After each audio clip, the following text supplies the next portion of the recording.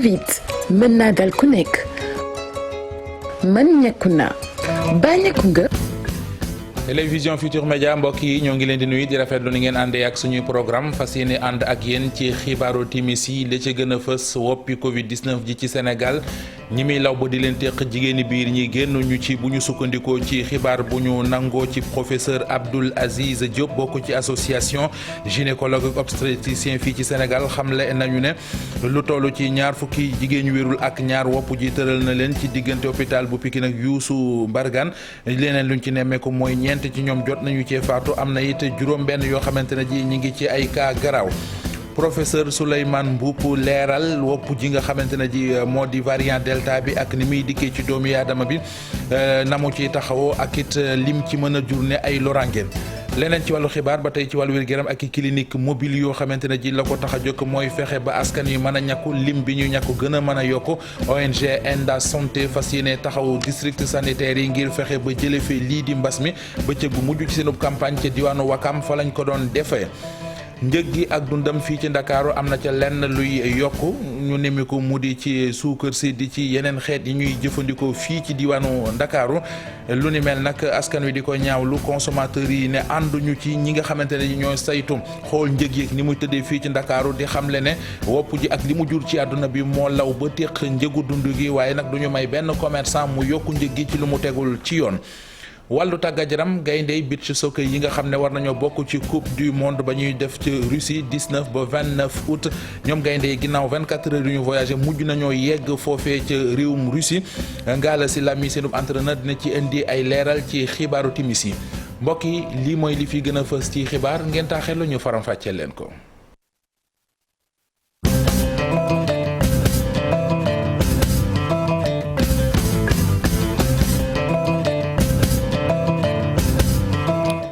professeur Abdoul Aziz Diouf kon bokk ci association gynécologue ak obstétricien yu réewum Sénégal leeral na woppi Covid 19 ji ak ñetteelu vague beeg variant delta bi ni mu sonalee jigéen ñu wérul ñi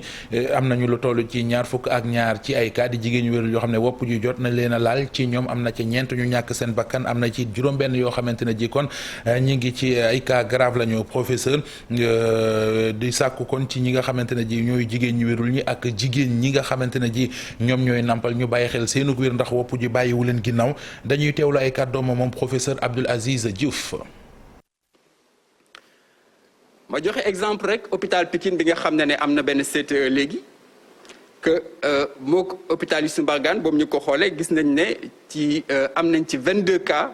yoo xam ne ay jigéen yu ëmb la ci 22 cas yooyu. gis nañ ci ne ñaar ñoom ëmb nañ ba wasin bay nàmpal ñeneen ñi ñu ci des yëpp moom boobu ñu ëmbee ci 3e trimestre bi la ci pratiquement ci fin de grossesse bi la leen affaire bi dal c'est sooy xool ñoom sooy calculer seen âge moyen c'est aux alentours de 30 ans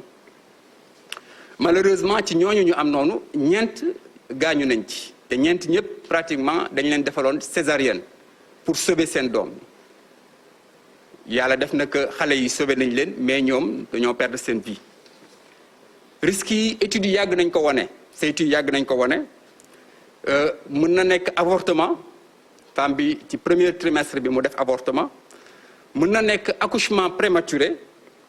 kon yuñ ci ay cas yuñ ci am mën na nekk également mort fœtale li ñuy wax mort fœtale in utero mooy doom bi gaañu ci biir bi des fois également dañuy seen doom yi dañuy sonn ba nga xam ne on est obligé gynécologue day obligé mu arrêter grossesse bi def césarienne te xale boobu prématuré lay doon ba pare ñu yóbbu ko ci couveuse te loolu day yokk tamit décès taux de décès yu xale yi femme bi même su accouché ba pare tamit mun na def ay complications surtout femme bi nga xam ne dafa nekk en forme grave complications yooyu moom mooy comme mën na am lu ñuy wax meret bu yëg mën na def ay crise comme également mën na saigner ci biir ci après accouchement. président bu IRESSEF di professeur Souleymane Mboup indi ay leeral ci variant delta bi ak ni muy dikkee mutation bi ba ci lii di charge virale bi ak it lu ñeel wàllu temps d'incubation bi loolu lépp indi na ci ay leeral ñu teewlu ko moom professeur Souleymane Mboup ci micro Abdou Diouf Diagne. ñu ngi soog a comprendre yan mécanisme moo tax variant delta bi mën a def lii muy def d'abord voilà loolu dafa am mutation boo xam ni dafay tax mu mën a gën a gaaw a wàllaat infecté nit ñi mooy facteur numéro 1 bi facteur numéro 2 bi mooy su fekkee ni nekk na ci nit moom ni muy développé woo sa yaram dafay gën a gaaw par exemple moyenne bi ñu am mooy moyenne peut-être 6 jours pour variant yu njëkk yi mais moom en 4 jours rek ñu mën nañ ko commencer gis sa yaram beneen bi ci ëpp solo nag mooy li muy nekk sa yaram li muy produire moo ëpp 1602 fois charge virale am que variant yeneen yi c'est-à-dire que ni mu bëree sa yaram dafa bëri ba nga xam ne loolu tax muy gaaw a wàllaate parce que non seulement day gën a gaaw a feeñ sa yaram mais day gën a bëri sa yaram et loolu tax wàllaate bi gën a gaaw et ça c'est important ñu comprendre yan mooy mécanisme yi vraiment par rapport ak lu tax muy gaaw a wàllaate noonu. ay clinique mobile li ko tax a jóg mooy fexe ba limub ñiy ñàkku ci askan wi ngir aaru ci coronavirus bi lim bi bari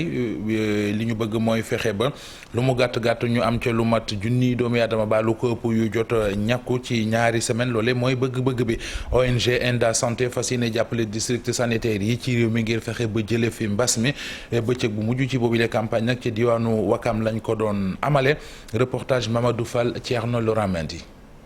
lépp junni nit ñu ñàq leen contre Covid 19 bi ci diir gu gàtt gannaaw collaboration Enda Santé ak district sanitaire ouest jaarale ko ci projet bu ñu duppee clinique mobile nga xam te ne ONG bi moo ko amal ngir nag daan coronavirus bi fokk wér-gu-yaram rek doon lu ñëpp mën a jotandi. à 2 semaines lañ tàmbali woon am nañ junniy vacciné lu néew lu ñu compté ci registre bi lu ñu jàpp mais ëpp na ko ndax chaque jour di nga am lu mu tolloo 100 ba 107 vacciné nga koy liggéey des fois nga am na benn jour rond-point Yoff lañ taxaw ministre fekk nañu fa am 264 vacciné lañ fa am journée boobu noonu. Wakam di bërëb bi ñu tànn ngir journée bu mujj ci wàllu campagne vaccination gi lépp ñetti téeméeri dose ñu daal di koy mobiliser jagleel leen ko. indi ba ñu demee dañuy def stratégie avancée population dañoo génn wuyu suñu parce que ñoom ñoo ne kat suñu defee stratégie indi leen vaccin si biir koñ yi ñëpp dinañ génn vacciné wu parce que kat nga ñëw am lu tolloog 100 vaccin yu génn vacciné wu lu am njëriñ la ci liggéey bi ñu def nii loolu moo tax tey ji ñu nekk boobu tey di wër ñetti clinique mobile bi Wakam ndax Wakam dafa rëy yaatu na ñu ñëw tey cité avion fii lañ nekk am nañ tamit beneen place Baye am na clinique mobile bi wër marché Wakam cité avion di wër cité Asegna di wër comico Wakam vraiment pour dem marché di vacciner ñëpp. li nag nekk stratégie bu jaar ci yoon ndaxte askan wi dégg nañ ko te ñëw wuyu jël si seen i ñàq. ñu ngi rafetlu initiative bi bu baax parce que lii daf ñu yombalal vaccin bi instant bi mënoon nañu fekk ñu rang ci hôpitaux yi mais nii c'est plus accessible donc maa ngi inciter jeunes yi ak ñëpp ñu ñëw vacciner wu waaw c'est plus pratique. sonn ma yàgguma fi dañoo ñëw rek vacciner wu. clinique mobile di ab projet boo xam te ni daañu ko wéyal ci mbooleem gox yu nekk ci Sénégal ngir may askan wi ñu mën a kon ñàqu te ni ñu ko bëggee liñ ci nam rek moo di ak daan li nga xam te ni moo di coronavirus gi ci nu mu gën a gaawee. ginnaaw wàllu wér gi ram ñu wax ci dund gi akuk njëgam seetlu nañu ne fii ci Ndakaaru am na ca yooyu tàmbali nañoo yokk mu di suukar si di diwlin ji seenu njëg dafa yokk loole nag li ko sabab ñi nga xamante ne ji ñoo sàlloo teg njëg yi ci yoon fii ci réew mi nee nañu woppi Covid 19 jég li mu jur ci àdduna moo law ba yegg ci njëgi dund gi waaye nag du ñu tax ñu may benn commerçant mu yokku njëg yi ci lu teguwul ci yoon dañu ci ànd ak Marcel Farba Maroun. dëwlin suukar ak yeneen i produits yi nekk ci marché Dakar yi liñ ci seetlu mooy jamono ji seeni njëg dañoo yokk bu ñu sukkandikoo ci jaaykat yi. fi mu toll ne dafa yokk ba jaakaar surtout noonu commerçant détaillant parce que dañ ko yokk borom magasin yi dañ ko yokk noonu détaillant yi moom ñeme wuñ ko yokk ndax suñu ko yokkee su contrôle économique ñëwee ci noonu lay dal te même soo jëlee facture nga jokk du faale facture bi sax moom li muy faale rek mooy jaay lu seer. te fekk yow mën a toog jaay suukar mu ngi nii mënatuñu koy jaay diwlin aussi bidon diwlin 5 litres bi ñu doon jënd 18000 léegi ñu ngi koy jënd 26000 marchandise lu dul ceeb gaa yokku na meew yokku na suukar yokku na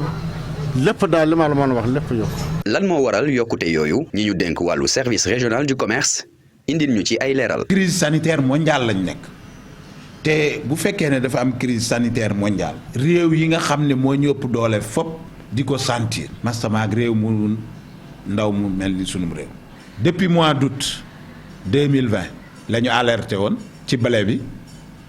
état bi am ñaari levier yoo xam ne def na ko muy blé bi ak diwlin bi parce que yooyu indi woon jafe-jafe ci blé bi état bi daal di jëlee TVA bi 18% indi ko ba 6%. ci diwlin ji aussi ñu daal di jouer ci droit de porte yi donc wàññi droit de porte yi xam nga bu fekkee ne benn coin boo xam ne gisoo fa suukar ak yooyu ñoo xam danañ koy jéem a yokk suukar cristallisé bi 600 francs lay jar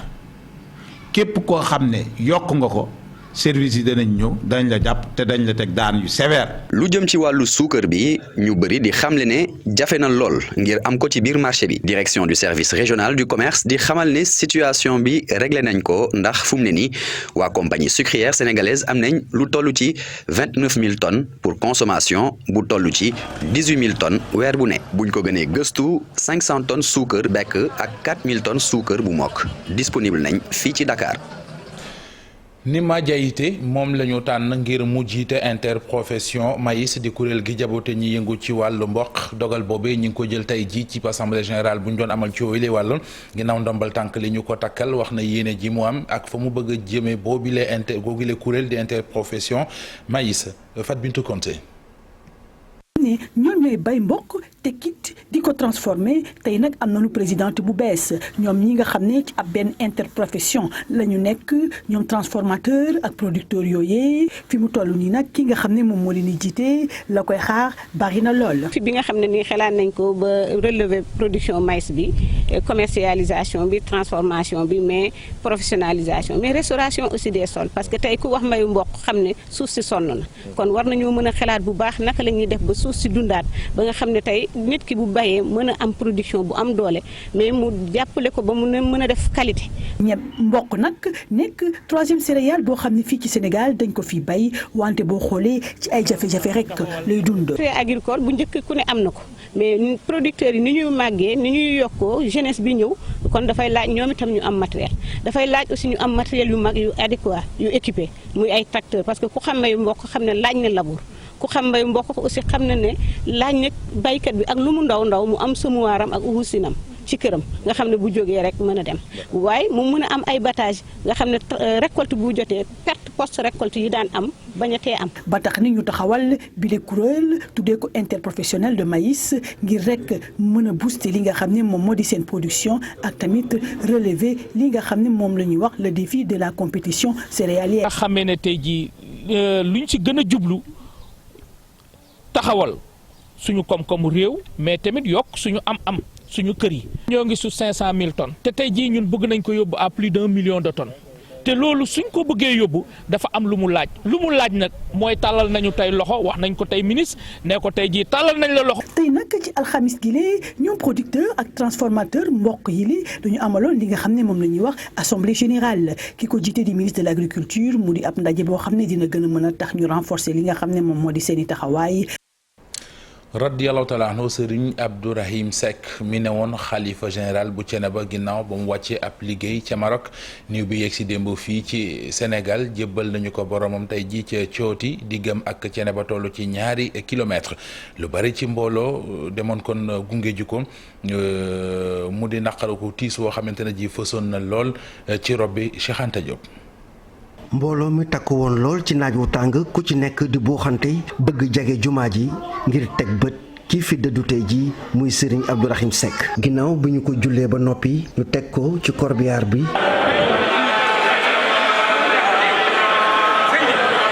ànd ci ak takk deri gendarme yi jubali dëkk bii di cooti fii lañ ko fas yéene denc.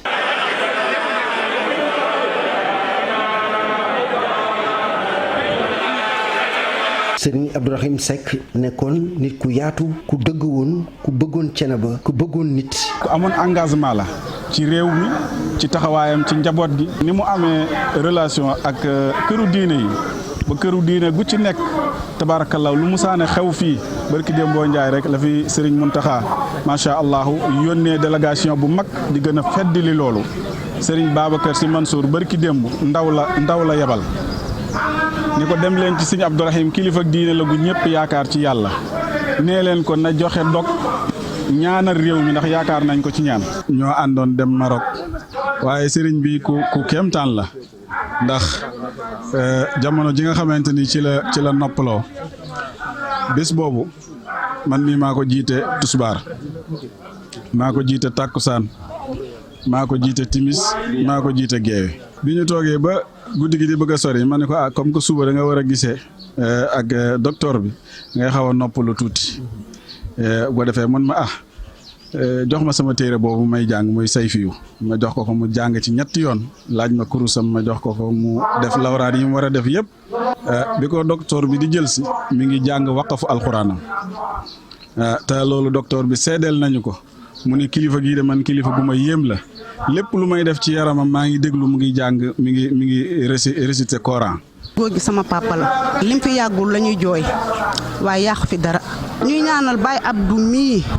fa mu jëm yàlla na ko gënal fii mu jóge. tey ñu ñàkk kilifa gu rëy kilifa gu baax kilifa gu tabe kilifa goo xamante ni yombatul ci jamono kilifa gu mel noonu ndax soo ñëwee ci biti rek nga koy fekk toog waxtaan ak njaboot gi kafre ku def lu baax rek yàlla dina ko fay te moom am nañ yaakaar bu baax ci moom fay suñu borom te na mu ko gënalee. jamono yi nag denc nañ ko ci janaasa yi fii ci cooti gii de Serigne Abdourahim Seck fii la féete woon amoon fii tool daan fi bay amoon fi daara ju mag daan fi jàngale ay taalibe yoo xamante ni dañu daan jóge fu nekk ci réew mi ngir sàkku si fi xam-xam. Cheikh Anta Diop jaajëf dellu si Ndakaaru waxtaane weneen wàlla ci xibaaru timis yi mu di njàng mi ak njàngale mi gën leen a xamale ak bibliothèque numérique bu université Cheikh Anta Diop bu Ndakaaru mbir la moo xamante ne ji 2014 la ñu ko tegoon li ko tax a jóg mooy jàppale étudiants yi fexe ba liggéey yi def jëm ci ay gëstoog yu ne mel ñam ci lu ñu mën a sukkandiku mboolem lu di thèse ak mémoire yoo xam ne def nañu ko ci wéle wàll mu ngi kon ci université bibliothèque numérique boobile waaye nag it dañu koy gën di càmbar ngir ku ci soxlay xibaar mbir mën ko faa amee Alhassane Ba gën nañoo xamale ak bibliothèque numérique bu université Cheikh Anta Diop bu Ndakaaru. couloir bi ngay jaar dem ci service de numérisation fii boo fi ñëwee ci salle bi daanaka lépp fii lay tàmbali. fii la ñuy jotee documents yi fii la ñuy attribuer d'abord fii la ñuy joxe numéro de soutenance yi parce que am na faculté yu koy laaj pour que seen étudiants yi mën a soutenir. bu ñu ñëwee nag dañuy xool document bi ndax méngoo na ak lu ñu bëgg ñun la forme de reliure nu ñu koy relier am na yenn reliure yoo xam ne arrangé wuñu parce que day gaaw a yàqu. il faut aussi ñu CD bi ñu gravé ko ak benn logiciel bu ñuy wax Acrobat boobu la ñuy liggéeyee ñun moo ñuy faciliter liggéey bi. ginnaaw bu ñu jotee documents yi agent yi tàmbali li nga xamante ni moom mooy enregistré ci plateforme bi ñuy duppee CGB ab registre bi nga xam ne registre informatisé la. léegi enregistrement boobu su paree nag documents yi ci lañ koy doog a jël nag def li ñuy wax traitement bi muy traitement catalographique. yow professionnel soo jël document bi di nga xool loolu d'abord vérifier ndax mu ngi ci base wala nekkul ci base bi léegi aussi di nga jéem a xool aussi document bi nga xool ci lan lay wax kan moo ko def fu ñu ko defee ak ban année lañ ko def ak aussi ni ñu ko defee ndax jaar na yoon wala déet. Aloïs moom mooy ki nga xamante ni moom mooy corriger lu ñuy duppee métadonnées yi bu ñu paree nag mu duggal document bi ci site bi. projet bibliothèque numérique bi mu ngi tàmbali seen bëgg-bëgg ànd ak université de Lille. numériser lépp li nga xamante ni thèse la ak mémoire waaye tamit ak canadien yi nga xamante ni ñoom ñoo bëggoon disposer ci fonds bi ñu duppee fonds René Maran. lépp luy thèse bu ñu soutenir université de Dakar depuis 1957 date bu ñu créé université de Dakar lépp luy mémoire bu ñu soutenir université de Dakar lépp li nga xam ne liggéey gëstu enseignant université def nañ ko te tënk ko bind ko yooyu yëpp dañ ko jël dugal ko ci benn site bi ñu naan bibliothèque numérique bi nga xam ne même ku nekk foo nekk ci Sénégal mën nga lire documents yi nekk foofu. amul lenn li nga xamante ni andi na ko ci gàllankoor ak fréquentation bibliothèque universitaire bi bibliothèque numérique bi dana tax ba ñu gën a gis liggéey bi nga xam ne dañ koy def ci wàllum recherche fii ci université Cheikh Anta Diop de Dakar waaye itam am na base de données boo xam ne ñu ngi koy duppee Cyberlibris dana tax ouvrage électronique yi ñu fa def abonné yi di ko mën a lire waaye itam di ko télécharger mu ngi mën a am ak ndimbalu ministère enseignement supérieur. wàllu tàggat yaram ak gaynde Sénégal yi nekk réewum Russie ngir bokk ci coupe du monde beach soccer ba ñu fa war a amal fukki fan ak juróom-ñeent ba ñaar fukki fan ak juróom-ñeent ci weeru août ginnaaw 24 heures kon yu ñu wajaase mujj nañoo yegg Ngalla Sylla ak ñooñam fas yéene def kon seen entraînement bu njëkk loolee ci suba gi la gaynde yi suba la ñuy football seen digg ak Japon waaye boobu le max nag dafa jëm rek ci waajal coupe du monde bi Ngalla Sylla mi tàggat gaynde yi la ñuy déglu. Par rapport à la séance d'aujourd'hui dañ ci gën a am solo rek moo doon xale yi fallait que ñu ñëw def une séance de régénération permettre ñu génn fatigue bi donc daw nan ñu def étirement bu bari ñu loolu weesoo après ñu def une séance tactique qui va nous permettre parce que demain dañu war a jouer wax Japon donc ñu xoolaat taxawaay bi ñu paree ci loolu aussi xam na nan la ñuy attaquer nan la ñuy défendre parce que compétition moo si dem da ngay waajal comme dana am amical suba nu match boobu nañ si natt suñu bopp donc il fallait que ñu waajal bi ñuy pare ne def nañ ay situation standard yu si mel ni ay balles arrêtées coups francs yi ak corner yi donc après terminer que par avec un retour au calme li ñuy permettre pour xale yi ñu xool ñi si amoon ay gaañu yooyu mais alhamdulilah on touche du bois.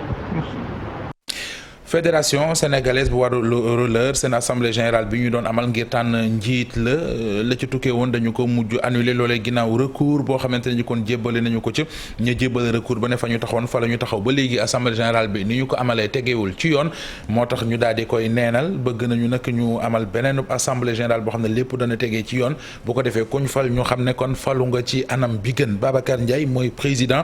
bu Acron roller dañu koy déglu ci kaddu yi nga xamante ne ji dénk na ko Ibou Kane.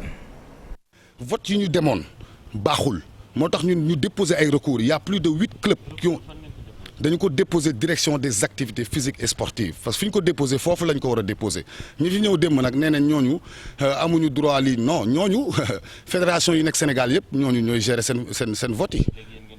ñun li ñu bëgg mooy élection yi bu soobee suñu borom danañ ci dem mais bu ñu ciy demaat danoo bëgg képp koo xam ne droit may na la pour nga mën a ñëw superviser vote bi dañuy ñaan nañu ñëw parce que ñun ay vote yu leer la ñu bëgg a dem vote yoo xam ne ku mën sa morom duma comme ni ñu koy waxee. lu ñu bëgg a leeral rek mooy que AG yi ñu jëm ñoom nee nañ direction bi du ko superviser rôle am boobu la ci am waaye du ñun ñooy dicter état li mu war a def ak li mu warul def ñun li ñuy ñaan mooy élection yi ñu war a demaat incha allah nañu ko teg ci yoon képp ku mën a ñëw superviser ko mu ñëw superviser ko. Edouard Mendy di góolub Sénégal bay góolu ca Chelsea moo ko équipe am di Chelsea ñoo gagné super coupe bi démb lañ ko doon football seen digg ak Villarreal ndam loole Edouard Mendy am fekk ndam li mu amoon def na daanaka ñaari weer jëmee ci Ligue des champions bi mu gagné woon loolee nag di mbir mu koy teg ci yoon ngir mu jote ci ballon d'or africain bi muy yóotu ñu ànd ci ak Cheikh Tidiane Diaw. Edouard Mendy amati na ndam gardien de but bu Chelsea bi yokk palmarès am ci àllarba ji ak trophée super coupe d'Europe muy ndam boo xam ne dina ko yokk chance ngir mu mën a gagner ballon d'or Afrique. international sénégalais bi nar a jaar si tànku gardien de but yu am maana yu ci mel ni Thomas Nkono bu Cameroun ak doomu Maroc bi di Badou Zaki ñoo ñi nga xamee ni gagné nañu ballon d'or bu Afrique. mën nañu njortu tamit ni fi léegi ay weer dina gën a yokk palmarèsam ak mondial des clubs bi nga xamee ni clubam bi di Chelsea daf ko war a jouer te loolu dina gën a yokk ay atuwam ci digganteem ak Riyad Mahrez mi ñu jàpp ni moom la ko war a xëccool. 20h xibaar yi dina dellu si waat ci télévision Futur Média ci tubaab lay doon ak Sara Cissé mbokk yi jaa ngeen jëf yàlla nañu yàlla dooli jàmm ñu fanaan jàmm.